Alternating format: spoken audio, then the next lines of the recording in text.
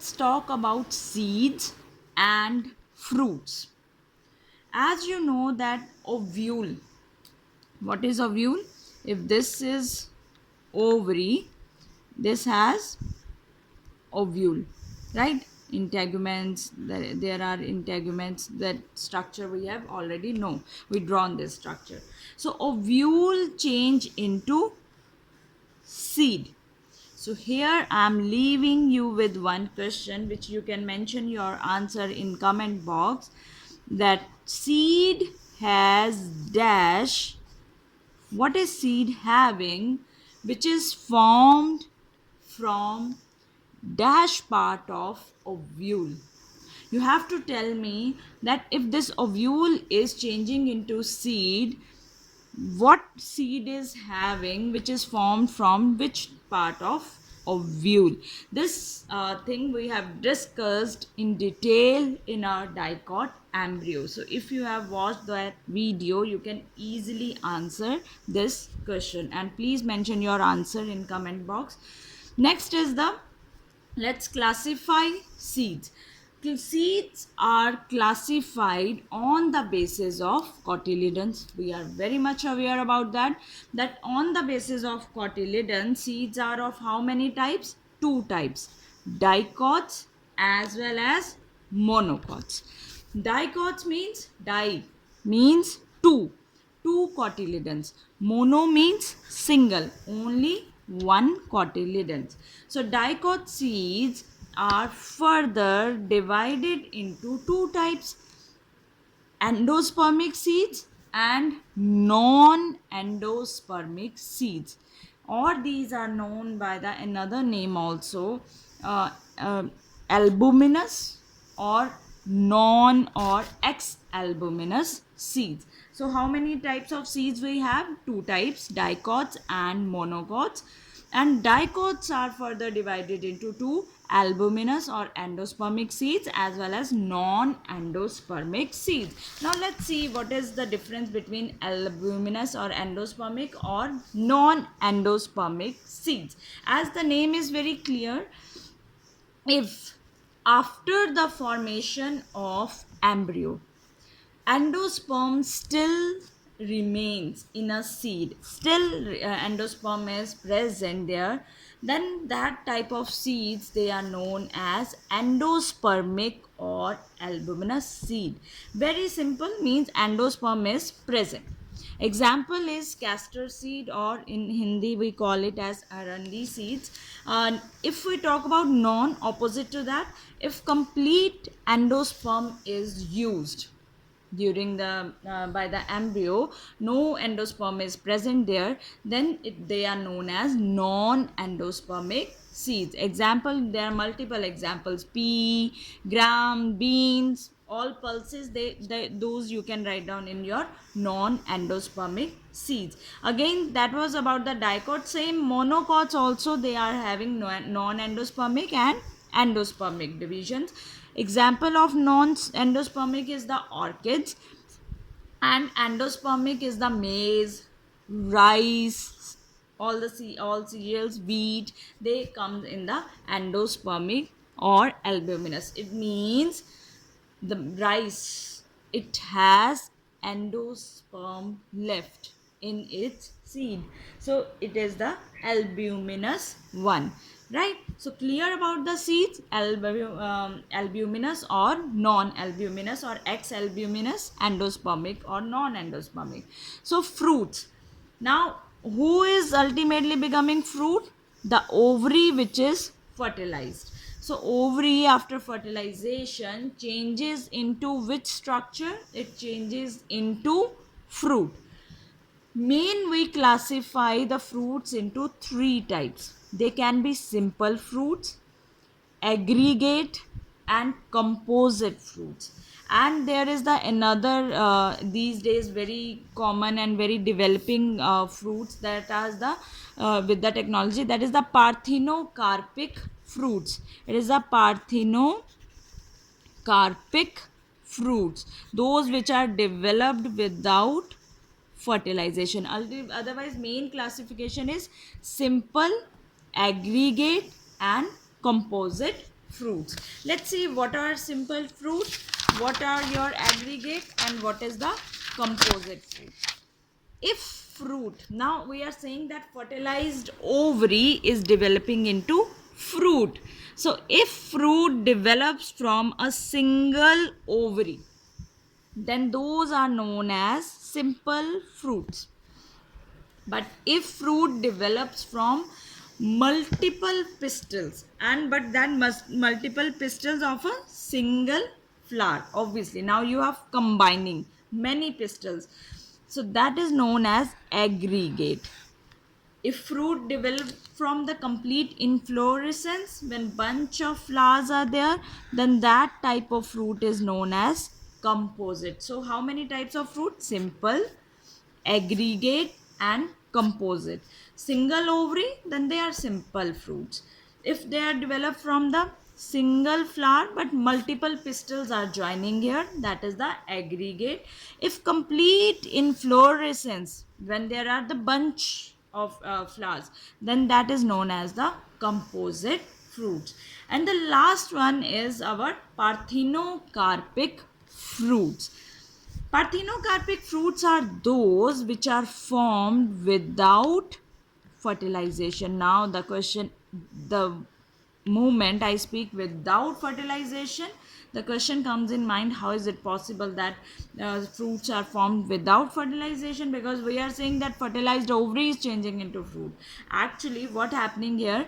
Here is no embryo is formed, no seeds are formed. So these fruits are seedless, and natural occurring naturally present fruit which is without seed we have, that is the banana. It does not have any kind of seeds, and which these days we are developing on large scale, that is the grapes.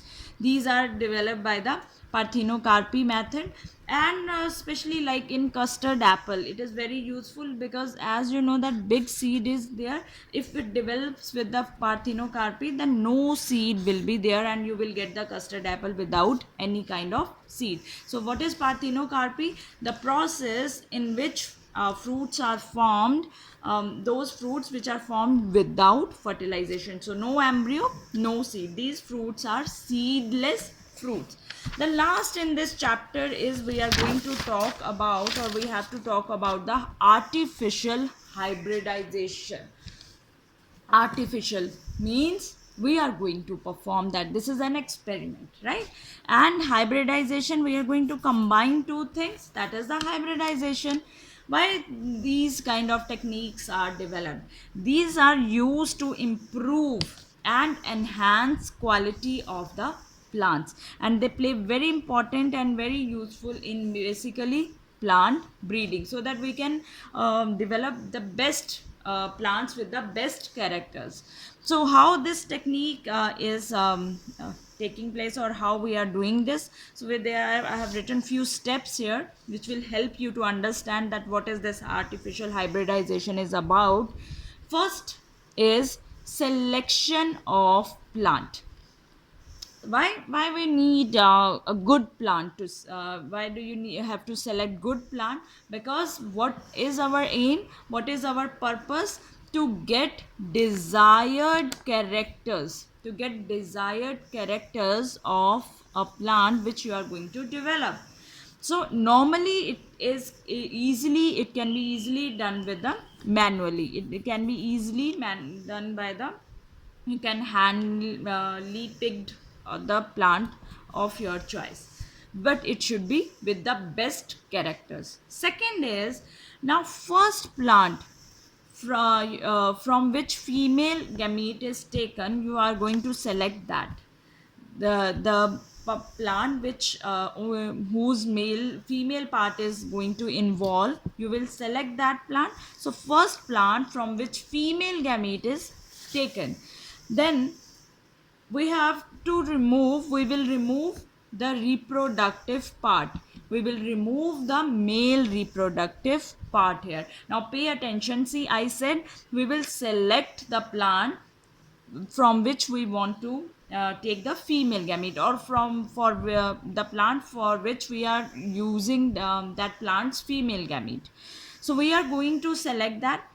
we will remove male reproductive part from that plant. And when we remove the male part, that is known as emasculation. And now it means emasculation is done or is only going to perform if your flower is bisexual, means both parts are present there.